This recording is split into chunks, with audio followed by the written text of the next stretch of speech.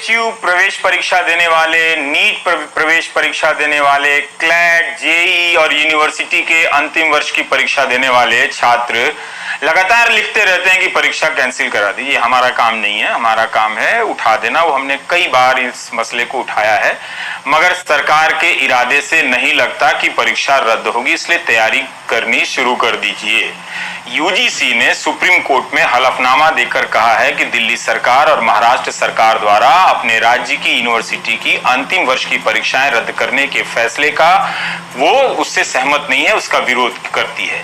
UGC ने कहा है कि यूजीसी एक स्वतंत्र संस्था है, विश्वविद्यालयों में परीक्षाओं के आयोजन का जिम्मा यूजीसी का है, ना कि किसी राज्य सरकार का। और इस मामले में शुक्रवार को सुनवाई होगी। यूजीसी ने दोबारा से कहा है कि वो सितंबर तक परीक्षाओं के आयोजन के हक में है, जो कि छात्रों के भविष्य के हितों के मद्देनजर सही है। सोमवार को पिछली सुनवाई में यूजीसी ने कोरोना के चलते महाराष्ट्र और दिल्ली सरकार द्वारा राज्यों की यूनिवर्सिटी में परीक्षा न कराने के फैसले पर सवाल उठाए थे और दिल्ली सरकार कोर्ट ने भी कहा था कि सभी अपनी बातों को दाखिल करें। यूजीसी का कहना है कि परीक्षाएं होंगी।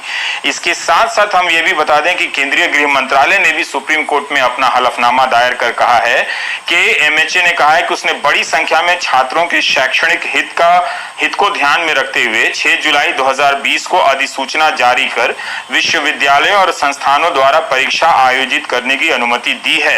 यह प्रस्तुत किया गया है कि निर्णय मानव संसाधन विकास मंत्रालय द्वारा किए गए अनुरोधों और राष्ट्रीय आपदा प्रबंधन प्राधिकरण द्वारा आपदा प्रबंधन नियमन अधिनियम 2005 की धारा 10(2)(1) के तहत जारी किए गए निर्देशों के अनुसार लाया गया है।